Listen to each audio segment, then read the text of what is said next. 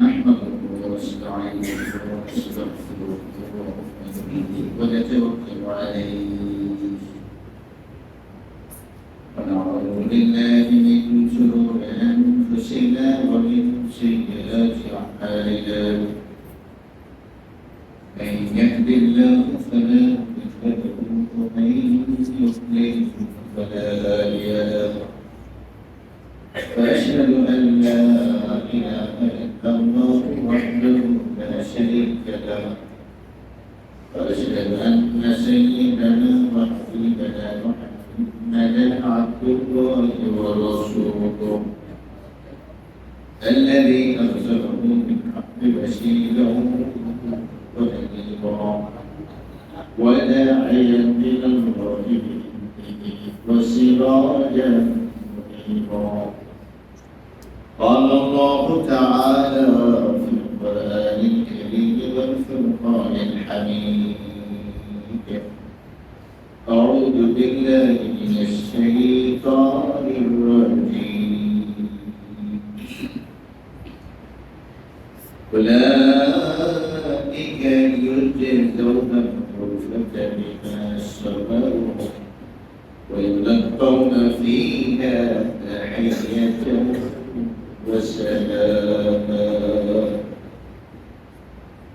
خالدين فيها حسنت مستقرا ومقاما. اللهم صل وسلم وبارك على محمد وعلى آله وصحبه أجمعين. সম্মানিত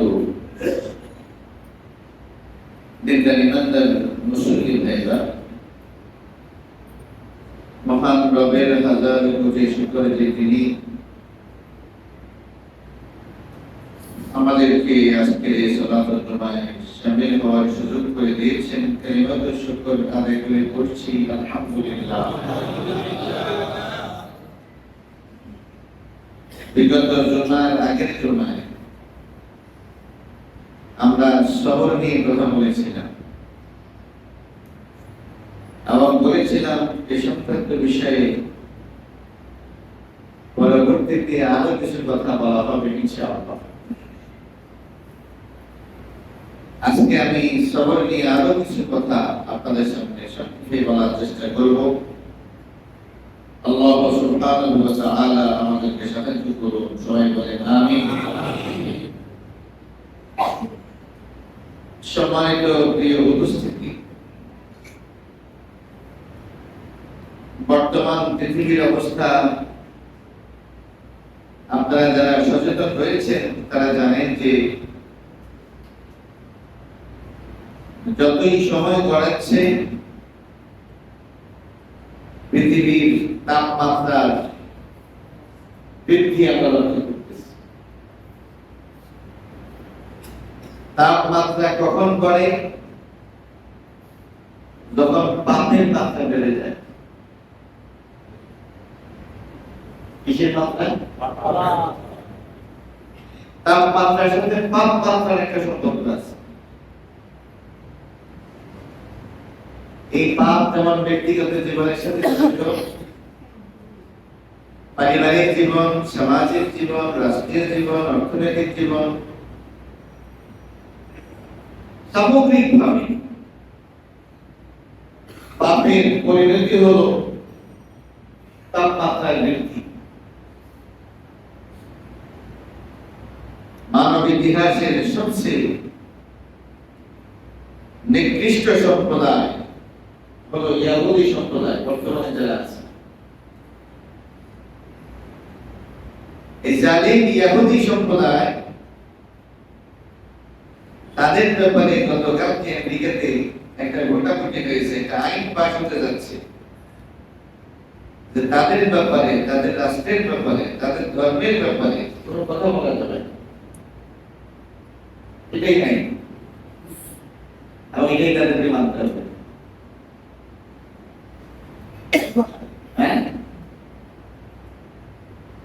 এই জুলুম শুধু আমেরিকাতে হচ্ছে না, সব জায়গায় হচ্ছে।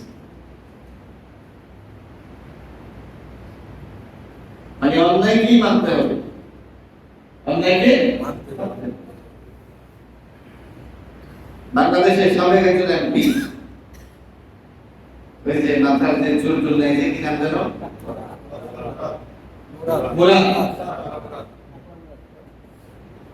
ভদ্রলোক মাহিয়া মাহিকে আগে আমার প্রোগ্রাম করার জন্য আসতে বলেছি। ভদ্র মহিলা আসতে রাজি হচ্ছে না। র্যাবের কথা বলেছে, পুলিশের কথা বলেছে, হ্যাঁ, আইন শৃঙ্খলা বাহিনী ধমক দিয়েছে। তাদের সহযোগিতায় তাকে আনা হবে, তার সাথে অবতরণ করা হবে। এই জাতি কি সেটা জানে নাই? এরপরে এই পুরা দেশ থেকে জন্য চেষ্টা করেছে, যেখানে গেছে সেখানে তাকে প্রতিহত করা হয়েছে। বাংলাদেশে ফিরে এসেছে, তাকে কি অ্যারেস্ট করা হয়েছে? তাকে অ্যারেস্ট করা হয়নি। কিন্তু বিবাহিত স্ত্রীকে নিয়ে থাকার কারণে একজন আলেমকে 3 বছর পর্যন্ত টানা জেলে থাকতে হয়েছে। এটাই দেশের আইন, এটাই দেশের বিচার, এটাই আপনাকে মানতে হবে।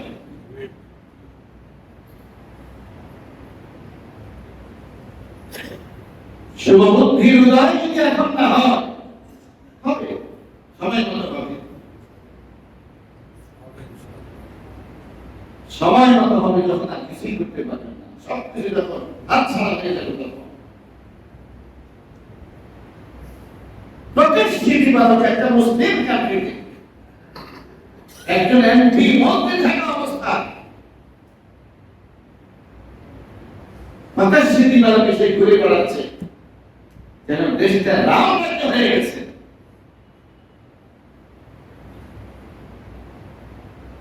আল্লাহ তাআলা আমাদেরকে বুঝার তৌফিক দান করুন। অবাক হলাম গতকালকে আমেরিকার এই আইনের কথা শুনে, যারা আমাদেরকে মানবাধিকারের কথা বলে,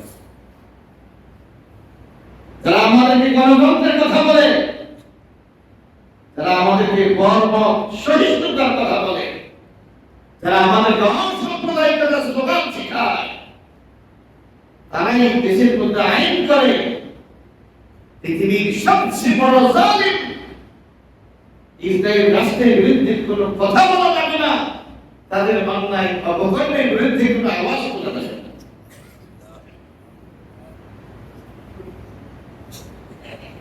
আল্লাহ তাআলা আমাদেরকে বুঝার তৌফিক দান করুন। প্রিয় ভাইরা, সবরের আলোচনায় আমরা বলেছিলাম সবর হলো মুমিন জীবনের শ্রেষ্ঠ একটি সম্পদ এবং নিয়ামত। এই যে কষ্টকর কথাগুলো আমরা দেখি, প্রত্যক্ষ করি, আমাদের ব্যথা লাগে না? এই ব্যথা থাকার পরেও সবর করা, আল্লাহর জন্য নিজেকে সংবরণ করা, কষ্ট লাগার পরেও আল্লাহর পক্ষ ত্যাগ না করা, এই জন্য কি কষ্ট করতে হয় না? এরই নাম হলো সবর। এই সবরের গুণে আমাদেরকে গুণান্বিত হওয়ার জন্য ইসলাম আমাদেরকে নির্দেশ করেছে। সেদিনের আলোচনায় আমরা বলেছিলাম ইসলাম হলো একটা পূর্ণাঙ্গ জীবন ব্যবস্থা। এই পূর্ণাঙ্গ জীবন ব্যবস্থার মধ্যে যেমন আকীদা তথা বিশ্বাসগত বিষয় রয়েছে, তেমনি ইবাদত, সালাত, সিয়াম, হজ, যাকাতের কথা এসেছে, তেমনি মুআমালাত, মুআশারাত, কি খাবো, কি খাবো না, কি করবো, কি করবো না, আমাদের বিভিন্ন অনুষ্ঠানাদি কিভাবে হবে, কিভাবে হবে না, আমাদের ব্যবসা বাণিজ্য কিভাবে হবে, কিভাবে হবে না, আমাদের লেনদেন, এই সবগুলো, এটা হলো মুআমালা, মুআশারা,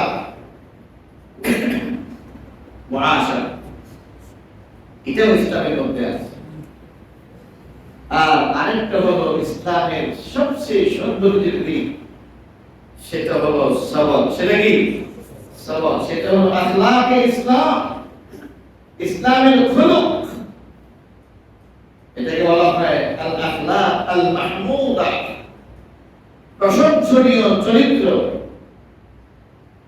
এই গুণেও মুমিন এবং মুসলিমরা গুণান্বিত হবে। এই প্রশংসনীয় চরিত্র সমূহের মধ্যে একটা নাম হলো সবর। একটা নাম কি? সবর। আল্লাহ তাআলা আমাদের প্রত্যেককে সবরের গুণে গুণান্বিত হওয়ার তৌফিক দান করুন। যারা সবর করে তাদের পুরস্কার কি, তাদের মর্যাদা কেমন? আল্লাহ তাআলা বলছেন আল্লাহু ইউহিব্বুস সাবিরিন। স্বয়ং আল্লাহ যারা ধৈর্য ধারণ করে সবর করে তাদেরকে ভালোবাসেন। তাদেরকে কে ভালোবাসে? আল্লাহ তাআলা। আল্লাহু ইউহিব্বুস সাবিরিন। ইন্নাল্লাহা মা'আস সাবিরিন। ইন্নাল্লাহা মা'আস সাবিরিন। নিশ্চয়ই যারা সবর করে, নিশ্চয়ই যারা সবর করে আল্লাহ তাআলা তাদের সাথে আছে। কার সাথে আছে? নিশ্চয়ই যারা সবর করে আল্লাহ তাদের সাথে আছে। তাহলে সবরকারীদেরকে আল্লাহ ভালোবাসেন। আল্লাহ তাআলা সবরকারীদের সাথে আছে। এর চেয়ে সবরকারীদের জন্য মর্যাদা আর কি কথা, কি ঘোষণা থাকতে পারে? সবরের ফল খুবই মিষ্টি, খুবই মিষ্টি, খুবই মজাদার, খুবই সুস্বাদু। কিন্তু সবর করা সত্যিই কষ্টের। সবর করা হলো কষ্টের, কিন্তু ফল হলো অত্যন্ত মিষ্টি। সুবহানাল্লাহিল আযীম ওয়া বিহামদিহি। গত কয়েকদিন আগে নাকি এটিএন বাংলায় আফগানিস্তানের ব্যাপারে একটা রিপোর্ট করেছে এবং বলা হয়েছে যদি বাংলাদেশ আফগানিস্তানের মতো হতো। এটা কেন বলা হলো? সেখানে এখন কোন দুর্নীতি নাই, সেখানে কোন জুলুম নাই। শাসক গোষ্ঠী মনে করতেছে জনগণের অধিকার সংরক্ষণ করা আমাদের জন্য ফরজ। শাসক শ্রেণী মনে করতেছে আমাদের কারণে তারা যদি মজলুম হয়, ক্ষতিগ্রস্ত হয়, কাল কিয়ামতের কঠিন ময়দানে আল্লাহ তাআলার সামনে আমাদেরকে জবাবদিহি করতে হবে। এই জায়গায় আনতে গিয়ে আফগানিস্তানকে অনেক কাঠখড়ি পোড়াইতে হয়েছে। কি বলে ঠিক কিনা? আমেরিকার যখন টুইন টাওয়ার ধ্বংস হয় তখন সন্দেহ করা হয়েছে এই আক্রমণের মূল হোতা হলো ওসামা বিন লাদেন।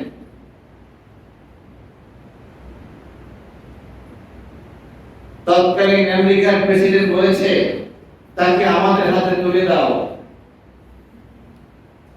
অন্যথায় এক সপ্তাহের মধ্যে আফগানিস্তানকে মাটির সাথে মিশিয়ে দেবে। তখন আফগানিস্তানের ক্ষমতায় ছিল তালেবান সরকার। সেই সরকারের প্রধান ছিলেন মোল্লা ওমর। উনি বলেছেন ওসামা বিন লাদেন হলো আল্লাহর মেহমান, আর যারা আল্লাহর মেহমানকে আশ্রয় দেয় তাদেরকে সাহায্য করার দায়িত্ব আল্লাহ। আমি এটা দেখতে চাই আল্লাহর ওয়াদা সত্য নাকি আমেরিকার ওয়াদা সত্য।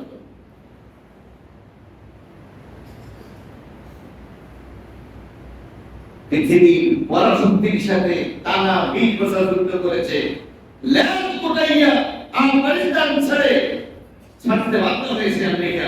কি বলে ঠিক কিনা? সেই কোরবানি, সেই শাহাদাত, সেই রক্তদান, সেই স্যাক্রিফাইসের বদৌলতে আজকে আল্লাহ তাআলা পৃথিবীতে একটা পিওর ইসলামিক রাষ্ট্র প্রদান করেছেন। কি বলেন ঠিক কিনা? তাহলে এই মিষ্টি ফল পাওয়ার জন্য কষ্ট করার দরকার হয়েছে নাকি হয় নাই? তালেবান এই শব্দ ব্যবহার করাই তো ছিল পাপের একটা কারণ। তালেবানদের সাপোর্ট করার অর্থই হলো এরা জঙ্গিবাদ। মুসলিম মুজাহিদকে সাপোর্ট করা যাবে না। মুসলিম মুজাহিদকে জঙ্গিবাদ বলে তাদেরকে কি করা হয়? দেখতে হয়। সন্ত্রাসীদেরকে সাপোর্ট করা যাবে, ডাকাতদেরকে সাপোর্ট করা যাবে, লুচ্চাদেরকে সাপোর্ট করা যাবে, লম্পটদেরকে সাপোর্ট করা যাবে, জালিমকে সাপোর্ট করা যাবে। ইসলাম আর ইসলামী আন্দোলনকে প্রতিষ্ঠা করার জন্য যারা ময়দানে ঝাঁপিয়ে পড়বে, সেই সমস্ত শ্রেষ্ঠ সন্তান মুজাহিদদেরকে সাপোর্ট করবে, ওরা হয়ে যাবে জঙ্গি, ওরা হয়ে যাবে সমাজের নিকৃষ্ট মানুষ। বিনা বিচারে তাদেরকে ফাঁসি দেওয়া যাবে, জেলে রাখা যাবে, খুন করা যাবে, কোনো সমস্যা নেই। মুসলমানের সন্তানরা কতটা বেউকুফ হয়েছে, কতটা নাদানি হয়েছে। ইসলাম জিন্দা होता है हर কারবালা की बात। আল্লামা ইকবাল বলেছেন, কারবালার পরেই তো ইসলাম জিন্দা হয়, জিহাদের পরেই তো ইসলাম জিন্দা হয়। জিহাদ যারা করে তারা হলো মুজাহিদ। ওই আমেরিকা বলেছে মুজাহিদ হলো জঙ্গি, আমরা বলি হোক কথা ঠিক। ইহুদিদের স্লোগান তোমার স্লোগান, খ্রিস্টানের স্লোগান তোমার স্লোগান, নাস্তিকের স্লোগান তোমার স্লোগান। এই বলেও নাকি তিনি মুসলমান। তামাশা বন্ধ করো, মুনাফিকি ছাড়ো, অন্যথায় আল্লাহর জান্নাতের গানও পাবে না।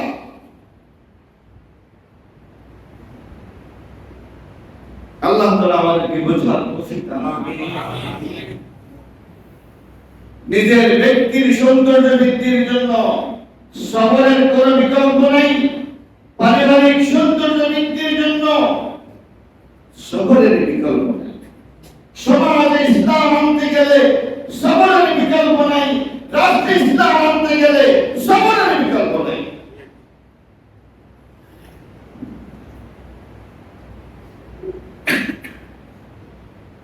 পারিবারিক জীবনে সবরের দরকার আছে নাকি নাই? আছে। কত মাসালা যে আসতে আছে। কিসে দাবুর আমার দুইটা ছেলে, দুইটা মেয়ে, এদেরকে ছাড়া আমি থাকতে পারবো না। তো আপনার ছেলে আপনার মেয়ে তাদের সাথে আপনার থাকতে সমস্যা কি? সমস্যা আছে। কি সমস্যা? এই গতকালকে রাত্রে বউয়ের তারা দিয়েছে। কয়টা দিয়েছেন? তোর কয়টা দিয়েছি বুঝতে পারবো না, 30টা তো কম পক্ষে। তারপরে তাহের মামা তালাক দিয়েছে। বিয়ে করছো বউরে, এর মানে কেন তালাক দিয়েছে? ওদের মাথা তো ঠিক নেই। আর কি করছো? তো আমার জানাই সব তালাক দিয়েছি, শাড়িটাও তালাক দিয়েছি।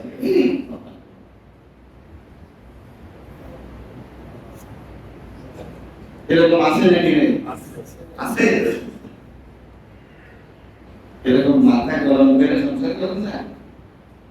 হ্যাঁ, মাথা গরম করে সংসার করে।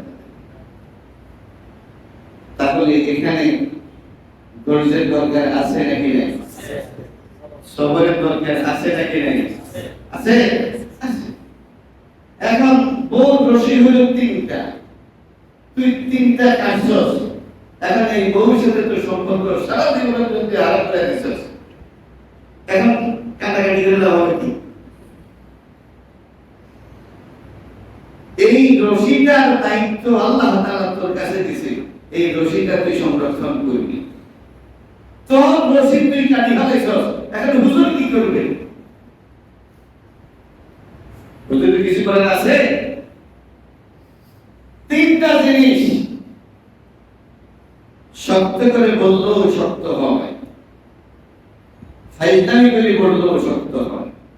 সালাসুন জাদ্দুহুন্না জাদ্দুন হাজলুহুন্না জাদ্দুন। আল্লাহ নবী সাল্লাল্লাহু আলাইহি ওয়াসাল্লাম বলেছেন, 3টা জিনিস ইকরামি করে বললেও কিন্তু হয়ে যায়, শক্ত করে বললেও কিন্তু হয়ে যায়। আমাদের এক উস্তাদ বললেন যে গল্পের ছলে ইসলাম শেখানো। কিসের ছলে? গল্পের ছলে ইসলাম শেখানো। কি যে একটা মহিলা এরকম গাছতলায় বসে আছে, একটা পুরুষ আসলো এসে জিজ্ঞেস করলো, কি সেতারা তুই এখানে কি করিস? বলে যে না, এমনি বসে আছি, যদি কাউকে পাই স্বামী হিসেবে গ্রহণ করি। আমাকে গ্রহণ করো। তাই করলাম। এবার দুজন খুব গল্প করতেছে,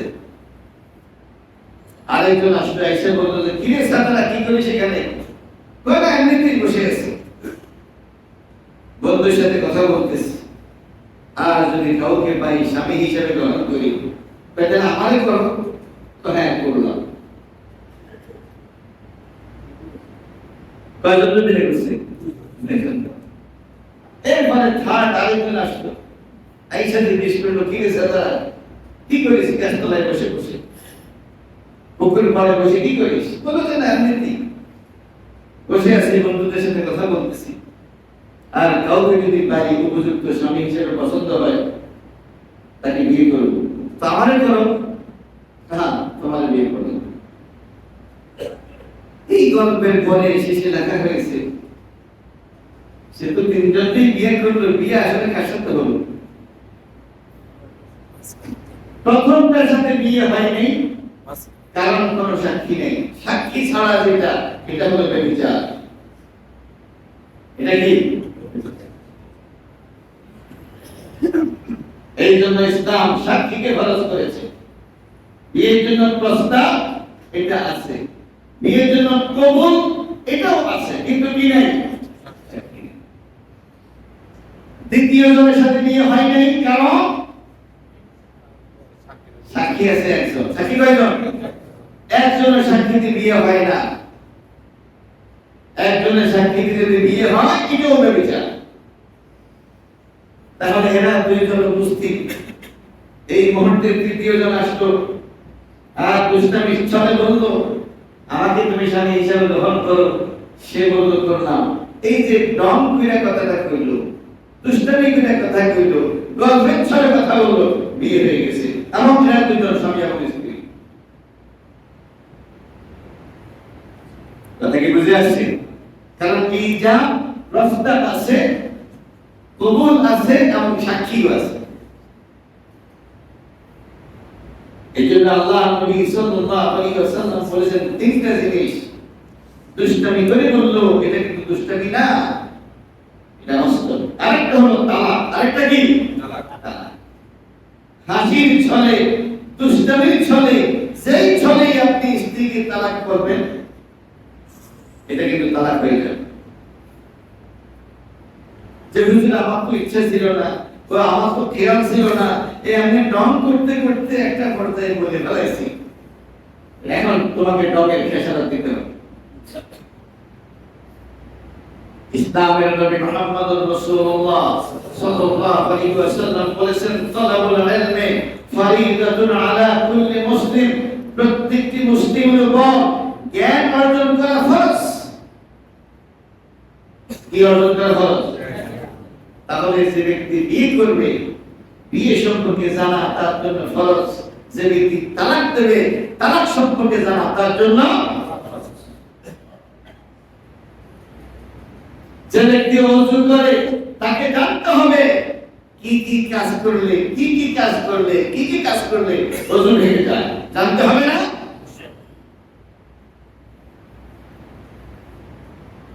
আমার সাথে সম্ভবত এখন থেকে 10-12 বছর আগে, পরবর্তীতে তার হজে যাইনি, মুম্বাইতে গিয়েছি। হজে যখন গিয়েছি লাস্ট সম্ভবত 12 সালে, তখন আমার যারা হাজিদের মধ্যে যারা আমার রুমমেট ছিল, ওনারা আমার কাছে একটা ক্লেম, একটা অভিযোগ দিলেন যে একজন হাজির ব্যাপারে যে উনি বিনা ওযুতে নামাজ পড়েন।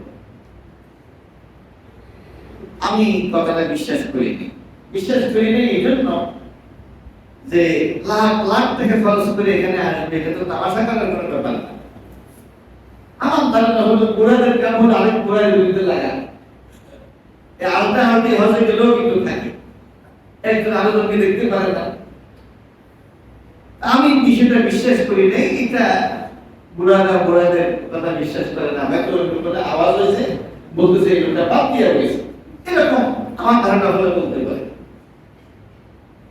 দর্শনটি শহরের অন্যতম সারা একজন ব্যবসায়ী, অনেকগুলো হাইলাইট বিল্ডিং তার আছে, শুধু এতই বললাম, নামটা আর বললাম না, যেহেতু রেকর্ড হচ্ছে কখনো নামটাও তার কাছে চলে যাবে।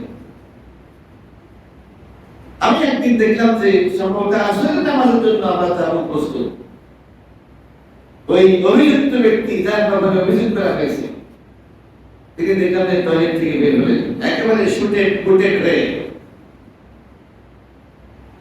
আমি বললাম যে আপনি টয়লেট থেকে বের হয়ে ওযু করলেন না? ওযু তো আগেই করছেন, এখন কি করছেন? এখন পেশাব করছেন। ঘটনাটা আমার সামনে, আমার সাথে ঘটনা, আগে অভিযোগ শুনেছি বিশ্বাস করিনি, এখন এটা আমার সাথে ঘটনা। উনি ওযু করেছেন গোসল করার সময়, এরপরে তিনি শুটেড বুটেড সুন্দর করে পরিপাটি হয়েছেন, আরাম ফ্রি হয়ে যাবেন, নামাজ পড়বেন। যাওয়ার আগে তার পেশাবের দরকার হলো, বাথরুমে গেলেন, পেশাব করলেন, এখন তিনি আবার গিয়ে হারাম শরীফে গিয়ে নামাজ পড়বেন। এই যে পেশাব করলেন, এতে যে ওযু যায় এটা আপনারা জানাই নেই। সারা জীবন টাকা পয়সা বাড়ি গাড়ি খালি এটার পিছনে সময় কেটেছে, 2-5 দিন দিকে সময় দিত, তাহলে তো অন্তত জানতে পারতো সেই সমস্ত কারণে ওযু নষ্ট হয়। মাদ্রাসায় আমি নাই পড়েছে, হুজুরদের সাথে কিছুদিন থাকতো, বসতো, দাঁড়াতে থাকতো, কখন না কোনো আলোচনায় এরকম কথা আসতো, প্রত্যেকের জীবনে জীবন নামাজ পড়ে নেই। কারণ নামাজ পড়তে তো অনেক সময় লাগে, ততক্ষণে তো একটা দোকান নিয়ে ভিজিট করতে পারে।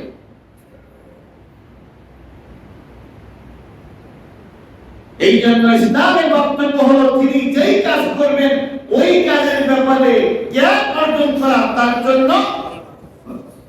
যিনি ওযু করবেন তাকে জানতে হবে কি কি করলে ওযু নষ্ট হয়, কি ঠিক কিনা? অনুরূপ ভাবে যিনি বিয়ে করবেন তাকেও জানতে হবে কি কি করলে বিয়ে ছুটে যায়, জানতে হবে না?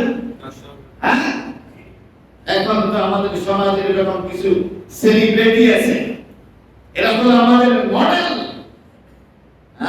এরা হলো আমাদের আদর্শ। এরা হিন্দুকে বিয়ে করতেছে, এদের হিন্দু ছেলেরা আমাদের মুসলিমদেরকে বিয়ে করতেছে। এই জাহেলরা, এই মূর্খরা জানে না ভিন্ন ধর্মের কাউকে বিয়ে করলে বিয়ে হয় না, কি ঠিক কিনা? এদেরকে ফাঁকে ফাঁকে আবার জুমার নামাজ পড়তেও দেখা যায়, ঈদের নামাজ পড়তেও দেখা যায়, আবার রোজা রাখতেও দেখা যায়, আবার সেহরি খেতেও দেখা যায়। এদের আবার ভোলা ভাইও আছে এবং এরাও নাকি বৈধ সন্তান।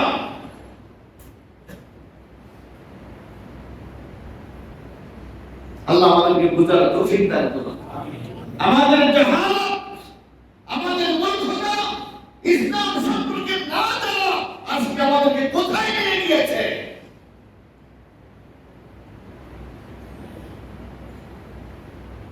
আল্লাহ তাআলা আমাদেরকে বুঝার তৌফিক দান করুন।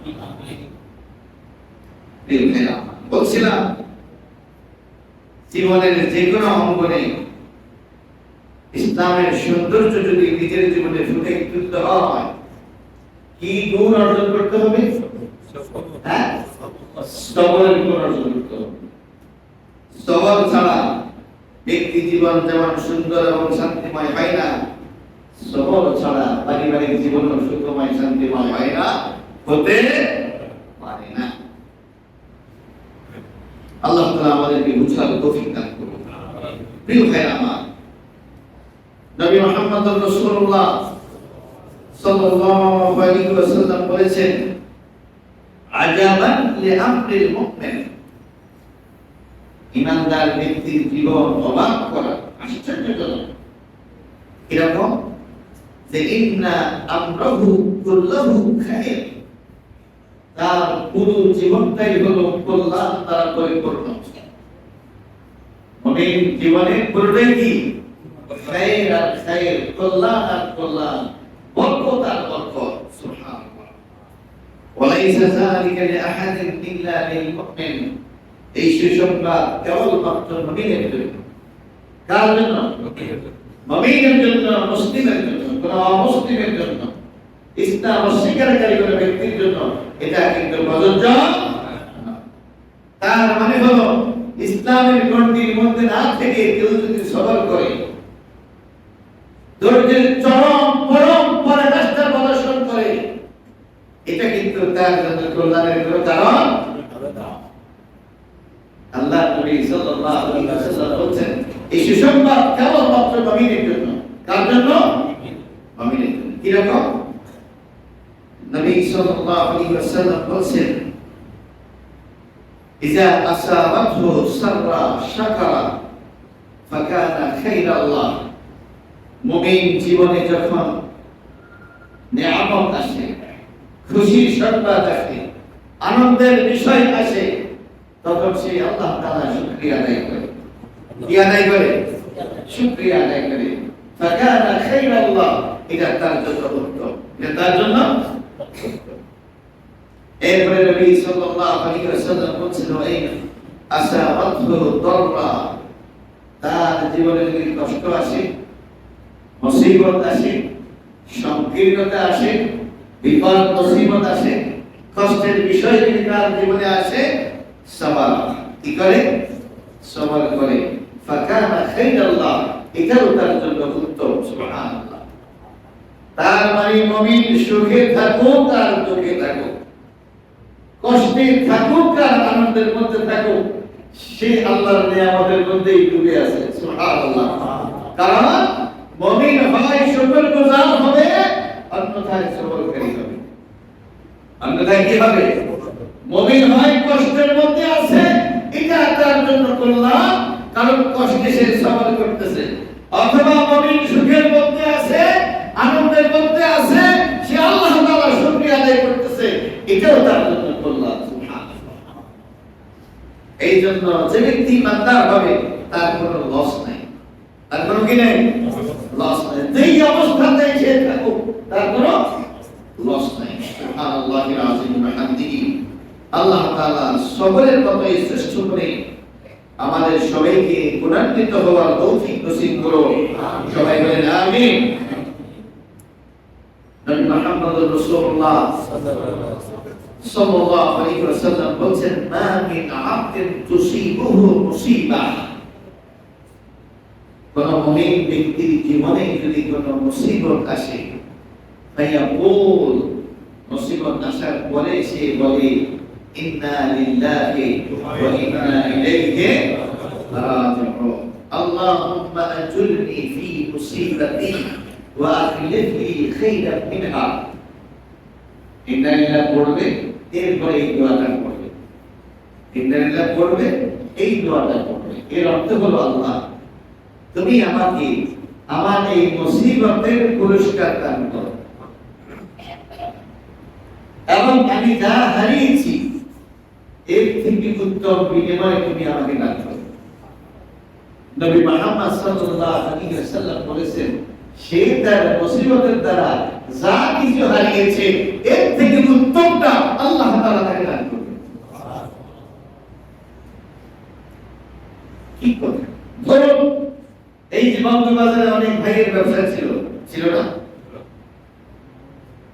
লাখ লাখ কোটি কোটি টাকা তার ব্যবসা ছিল।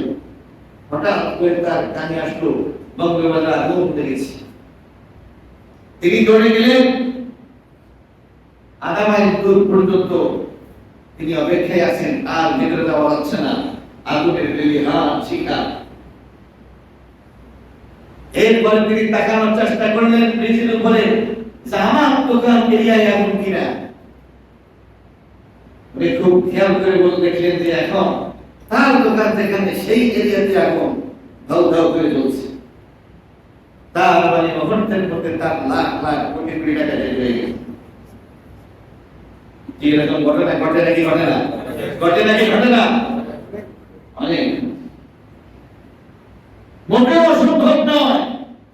সেই দোকানে আপনার কলিজার টুকরা নয়নের পটল আপনার সন্তানটাও দোকানে হয়তোবা ছিল। শুধু মালামাল ধ্বংস হচ্ছে না, মোটর সম্ভব নয়, আগুনের লেলিহান শিখায় আপনার ছেলেটাও সেখানে শাহাদাত বরণ করেছে। এরকম একটি মুসিবতের মুখোমুখি আপনি। ইসলাম আপনাকে বলতে চায়, গোলাম তুই কিন্তু আমার সামনে আছিস,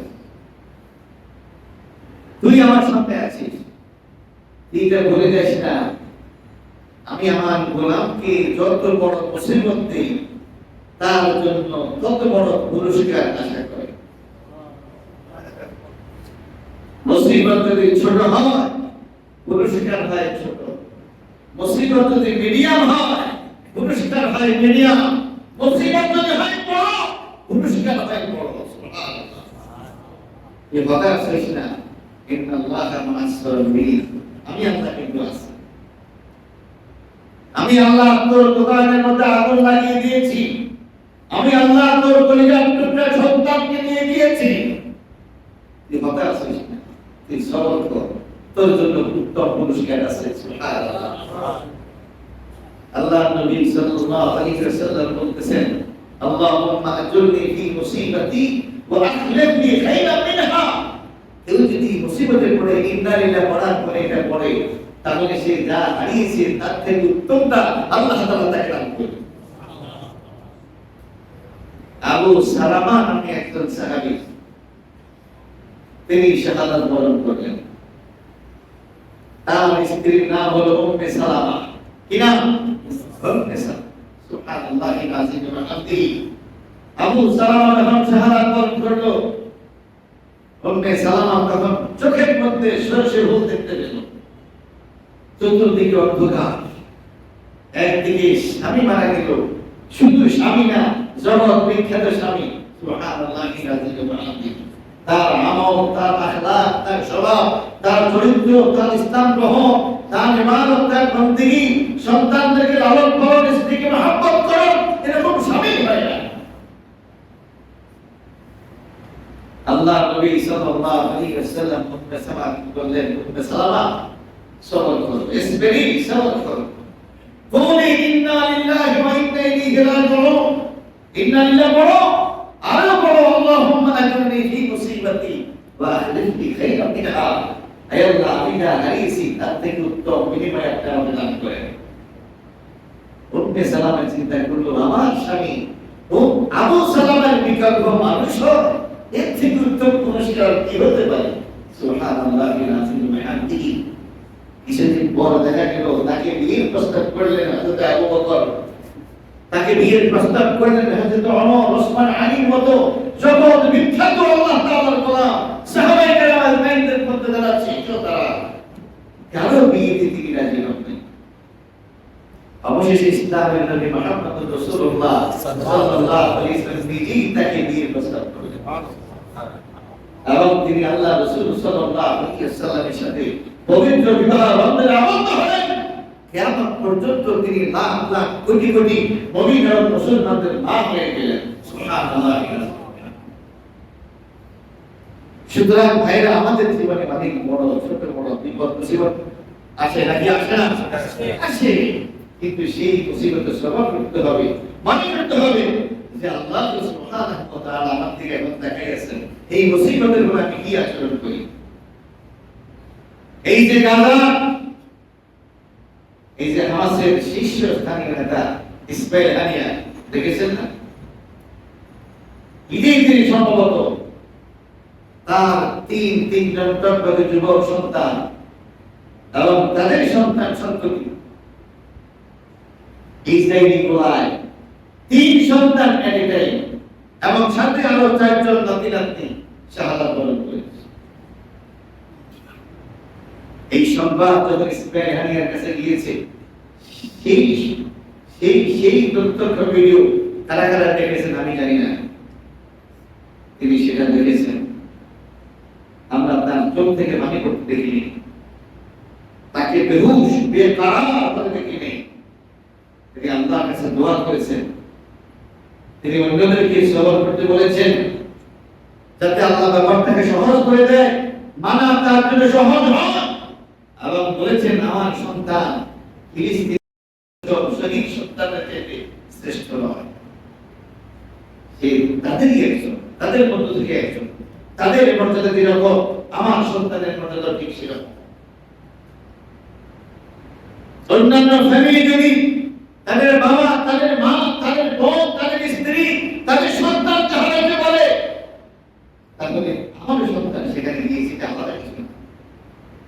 হযরত লোকমান হাকিমের যখন জীবনী পড়ি তখন দেখেছিলাম তার একটা সন্তান মারা গিয়েছে, তিনি তখন কান্নাকাটি করেন নাই, মানে সবর করেছেন।